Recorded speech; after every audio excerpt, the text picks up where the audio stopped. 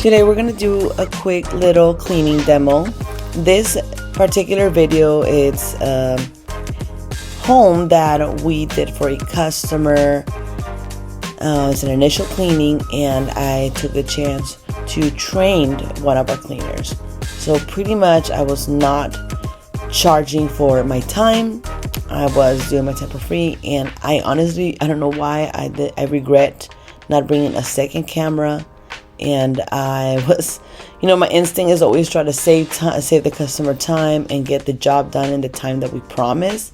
So I ended up pretty much giving this customer a ginormous discount, and I didn't even set up the cameras right. I could have had 2 cameras where we'll show 2 different angles. I'm gonna start doing that from now on. But it's gonna be a little difficult because I have so much footage piled up that I need to edit first, and then I have a baby now, so I need to get a babysitter in order for me to do this. But anyways, I did end up giving this customer a ginormous discount, and even though with the discount we still have to, I think we still went over the time, and I can't remember, she paid a little more or something, but she never called us back, and her house needed a lot of attention. There was so much dust, there was so many details. I even noticed how in the sink, what I do, I scrub everything, I remove all the residue, and then I either spray the mirror and wipe it down, or I squeegee it. But you're gonna notice how I squeegee this mirror, and that means that it was very streaky. There was a lot of streaks, there was maybe a lot of residue, or that film on the mirror that gets built up because of the water fumes, or pretty much the vapor in the bathroom, the fumes from hot water pretty much. And I'm also shadowing my cleaner. This is one of our new cleaners that I was training. I'm shadowing her, I'm talking to her, I'm teaching her what she needs to pay attention to, the details that she needs to notice, how when there's items on the counter, we need to wipe everything down, especially if they look dirty. If I went inside that container, that means that you can't really see it on the camera, but that means to the eye it looked like it had a film. So it looked like it had either dust on the inside or some kind of a film on the inside, which is why I went and did the inside as well. Trust me, if it wasn't dirty, I would not be doing all this. But I like to tell them, if it looks dirty, clean it, which is one of the things that I try to explain to customers over and over again. And it's really hard on just one conversation, or when they tell me how long is it gonna take, and and I tell them every little factor matters. If you have a lot of things on your counters, it's going to take longer to clean, especially on an initial cleaning, but even on a recurrent cleaning, but definitely on the initial cleaning, because all these little items, they collect dust, and if they are in a bathroom or in a kitchen, they get sticky. They get really sticky. This dust gets sticky, and there's all kinds of residue that compound, because you're talking about not just the dust, not just the dust bunnies, not just the hair, not just the soap, but everything adds up. And especially when you have bar soap, most of you guys already know that the bar soap gets the particles go into the air, get trapped into the vapor, and then it starts spreading all over the bathroom, but especially obviously all over the shower.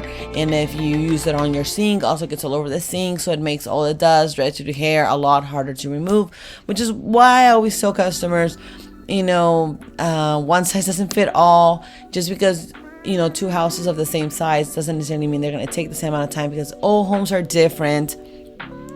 Every home has different amount of residue, different amount of stuff. How they interact with this residue matters a lot too. Not only that, but how long has the residue been sitting on surfaces, all these little details, which I also try to teach my cleaners and tell them, to have this eye and this concept of knowing what to do in every situation. Like right here, I am using the broom because we usually have a vacuum, but on small areas, I like to help the person that is doing the vacuuming with the broom so that I can get on the little corners, get all the dust bunnies and the dirt or whatever hairs from little edges where maybe the vacuum doesn't fit. Because although it's a vacuum that fits on most places, doesn't fit on tiny little corners. So, and I use it to also brush up all the hair and dust of baseboards. But little things like that, I like to tell them, like, hey, in this situation, do this. Make sure that you know how to be a better team player, how to, prepare the area for the person that's going to come and do the floors. Everything. There's so many things that entail doing a cleaning. And a lot of people don't understand this. And it's just that's the difference between a regular cleaner, an average cleaner, somebody who's just here to get pay and get a paycheck, and a professional cleaner, a small cleaning business like ours, where we really care for the quality of our work, and we care that our cleaners represent what we are as a small company. So we like them to clean exactly like us. We like them to know exactly what to do in every little situation, what tools to use, how to use these tools. Like in this case, he's detailing the area where the seat attaches to the toilet, and there's so much residue buildup that builds up there all the time, and customers don't realize this, and most people never clean it until it gets really, really bad. But yeah, you have to take care of those details.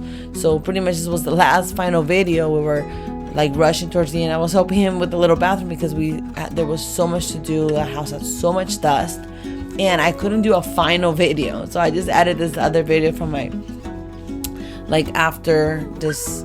How we usually like to leave bathrooms really, really clean. It's not from the same house, but I just wanted to use this to wrap up the video and just talk about how it is important to shadow your cleaners really good. We like to spend, a significant amount of time shadowing them, and then eventually we start letting them do things on their own, and then we just come back and check. But it is a process. It is a long, tedious process to train cleaners, because some of them get it right away, some of them not so much. Everybody has a different notion and concept and perspective of what a good cleaning is, or what they think, like, oh yeah, already did I pass here, the pass there. But then I have to show them, like, hey, although you cleaned it, look, you missed this part, or the customer will probably notice this part, or they're gonna pay attention to this.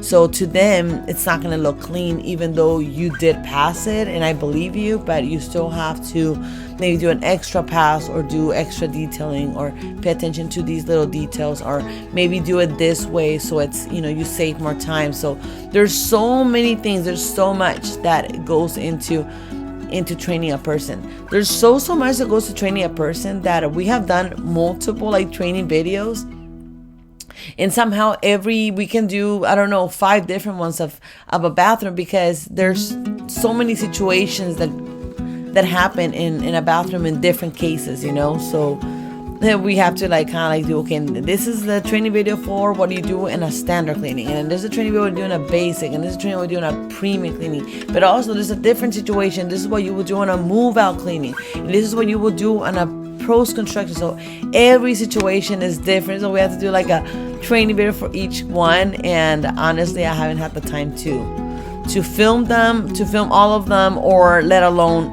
edit them, because it is time consuming.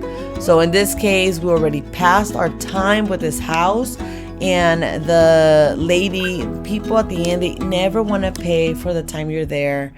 It doesn't matter how much good of a job you do, they're almost never grateful. They're only going to be grateful if you give them a ridiculously low price and you do a ridiculously amazing job. That's the only way they're going to be happy and thankful.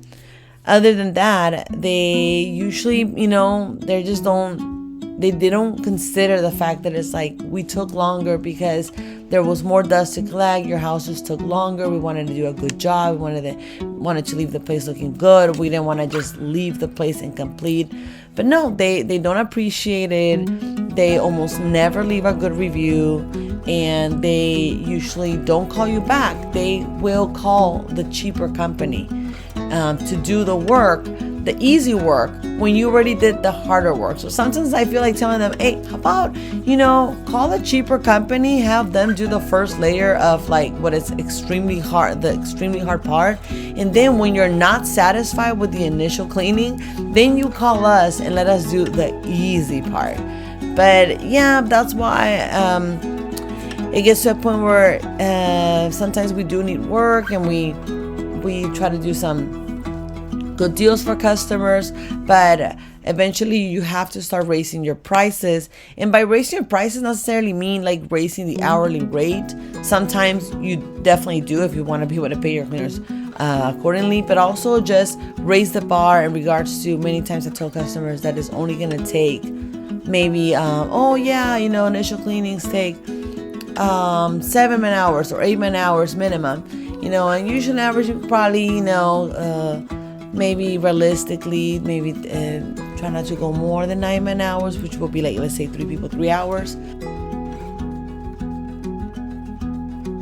Many times I try to be optimistic about how long we want to take at the very most, because we'll give them a number. Let's say like, it's minimum $350, but usually, around $400. And they really think it's a lot of money. But it's like, first of all, I'm already thinking that's the minimum I need to charge. But that's usually not the minimum I should be charging, because usually more often than not, it takes way longer than that. Not only that, but more often than not, that these people haven't cleaned their house in years.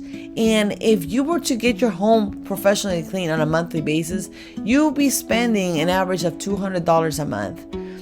And you really think that not ever professionally cleaning your home for years, and you're just gonna get what hasn't been done in years in a couple of hours for what it's maybe worth the price of 2 cleanings? That is so unrealistic.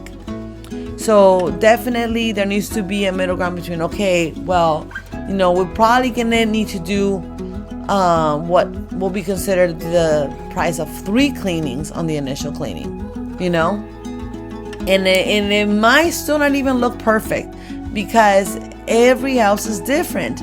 You can't compare a house where only 2 or 3 people been living there versus a house where they had 5 people living there, nobody ever cleaned, they had dogs, they had all kinds of stuff. So every house and every situation is different. So just wanted to rant a little bit and explain a little bit of the process of training. It is complicated and it is thorough, but it's necessary in order for our cleaners to do a really good job. And just how we take the time to train our cleaners and we value our work, our customers have to value our work as well. And you as a professional cleaner, or if you have a small business, you have to take these things into consideration. You think that by making your prices cheaper or by pushing your cleaners to be like, you have to do it faster and you have to work hard, and that is not the way to run an ethical business, because your cleaners are going to get tired. Nobody likes to work under extreme pressure, especially doing this kind of hard labor. I would understand if they have to be, working on a computer or building a website or something, but it doesn't matter the job. Nobody likes to work under intense pressure. If you pay them good and they're happy with their job and they really want to keep their job, trust me, they're going to want to do the best job possible, because they know when the customer is not happy. They know when the customer complains. What I tell my cleaners is that if you don't do a good job, this customer is not going to call us back, and we're not going to have extra hours for you guys. If we don't have extra hours, I can't give you guys raises. I can hire new people. I can pay the older people more. So if you want to, make more money here, you want to get more work, and you want to be able to, work full time and not have slow weeks, You have to do a good job. And they understand that. People are not stupid. They understand perfectly what they need to do, and they do want to make sure that they are being rewarded for their work, and that that they get a positive feedback from the customer. So whatever it is that they're doing, they know that it's like, oh, okay, if I don't do a good job, I'm not gonna get more money, more hours. And also, if I don't do a good job, the customer is gonna show it. They will let us know. So therefore, I do want to make sure I don't get any complaints. So I'm gonna do a good job. It's very simple. I know me myself, that's how I always feel when I'm doing every single job. And I know that my cleaners also, they get so worried, they get so stressed to make sure that they do the best job possible. And they don't do it necessarily for me as their boss. They do it because they know it will directly affect them if they don't do it. So I hope you guys enjoy this little rant in this little video, and it gives you guys some perspective. And I will be seeing you guys on the next video. Don't forget to like, share, and comment your thoughts below. This helps us be able to grow as a community. Thank you, and have a blessing week, a blessing day, and much success on anything you do, and especially if you're having a small business like myself. Have a great one, and I'll see you guys on the next one. Bye.